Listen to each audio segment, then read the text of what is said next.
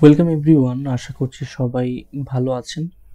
আজকের ভিডিওটি মূলত আমার এই চ্যানেলের সবচেয়ে বেশি রিকোয়েস্ট আসা একটি ভিডিও, যেটি মূলত কিভাবে আপনি মাইজিপি অ্যাপস থেকে আপনার কল হিস্ট্রি ডিলিট করতে পারবেন, বা আপনার মাইজিপির যে কল হিস্ট্রি কেউ যেন না দেখতে পারে, সেটা আসলে কিভাবে হাইড করা যায়।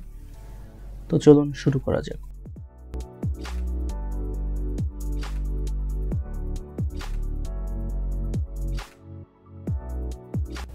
মাইজিপির যে কল হিস্ট্রিগুলো আছে, আমরা একটু বোঝা ট্রাই করি যে আসলে মাইজিপির কল হিস্ট্রিগুলো আমরা আসলে কীভাবে দেখতে পাই। আপনি আপনার ফোন থেকে যে কল বা যে SMS করুন না কেন, ইনকামিং আউটগোয়িং, সেটা আসলে গ্রামীণ ফোনের সার্ভারে জমা থাকে, এবং মাইজিপি শুধুমাত্র সার্ভার থেকে ভিউ অনলি মোডে আপনাকে সেই ইনফরমেশনগুলো দেখায়, যেটা আসলে আপনি ভিজিবল দেখতে পাচ্ছেন। তো আপনার ফোন কল থেকে কোনো কল যদি ডিলিট করে দেন, সেটা কিন্তু আসলে সার্ভার সাইডে ডিলিট হচ্ছে না। তো এর মানে হচ্ছে আপনি মাইজিপি অ্যাপস থেকে কখনোই কোনোভাবেই আসলে কোনো ধরনের কল ডিলিট করতে পারবেন না, কোনো SMS নয়, এটা কোনোভাবেই আসলে অপশনটা নেই। সেক্ষেত্রে যেহেতু ডিলিট করার অপশন নেই, তাহলে ফার্দার আপনি কি করতে পারেন?